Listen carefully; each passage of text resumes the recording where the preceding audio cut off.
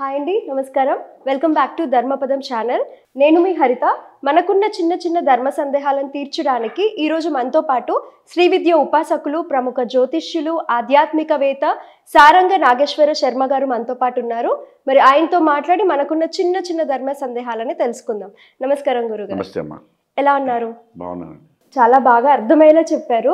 కానీ భావన చేస్తున్నారు, అయినా కూడా డబ్బు అనేది నిలకడగా ఉండడం లేదు. అలా ఉంటున్న వాళ్ళకి ఏమన్నా రెమెడీస్ చెప్తారా? తప్పకుండా. అంటే స్థిరలక్ష్మి ప్రాప్తి కలగనటువంటి సందర్భాలు కూడా జరుగుతాయి. వాటికి ఏంటంటే కొన్ని గ్రహదోషములు కానీ గృహదోషములు కానీ ఉన్నాయంటారు. ఓకే.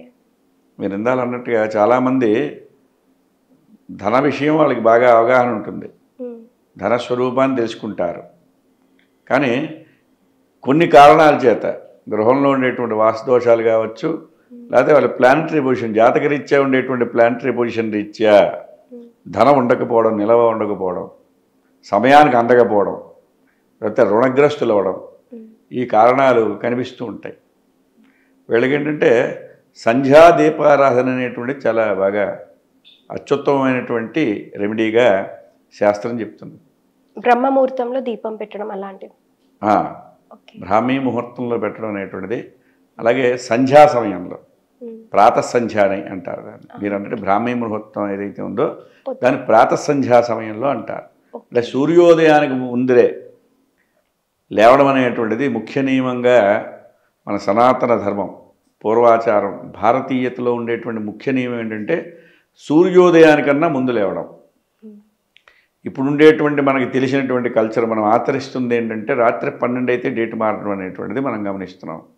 కానీ సనాతన ప్రకారంగా ఏంటంటే సూర్యోదయం వారం.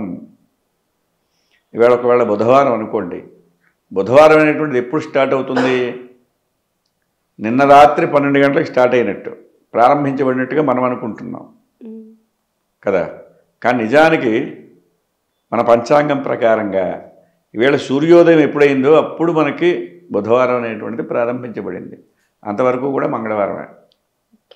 సో ఏంటంటే ఆ సూర్యోదయం కన్నా ముందు లేవడం అనేటువంటిది నియమంగా చెప్పారు.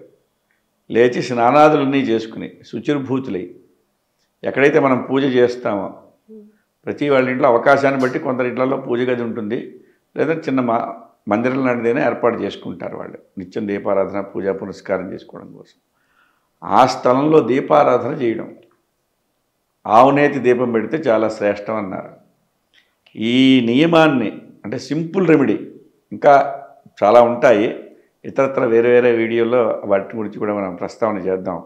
ఎక్కువ ఇందులోనే చెప్తే పెద్ద లెంతీగా వస్తుంది, చూడడానికి కూడా కొంచెం ఇబ్బందిగా ఉంటుంది. కనుక సింపుల్గా ఇంట్లో ఉండేటువంటి మెయిన్ ఎవరైతే ఉన్నారో స్త్రీ, వాళ్ళు సూర్యోదయ సమయంలో, ప్రాతఃసంధ్యా సమయంలో దీపారాధన ఎవరైతే చేస్తారో ఆ ఉండేటువంటి చిన్న చిన్న ఇబ్బందులు తొలగించుకుని స్థిరలక్ష్మి ఉంటుంది, ధన వ్యయాన్ని తగ్గించుకున్న వాళ్ళు అవుతారు. గృహదోషం కానీ గ్రహదోషాన్ని నివృత్తి చేయడానికి అత్యంత సులభమైనటువంటి ఉపాయం ఇది.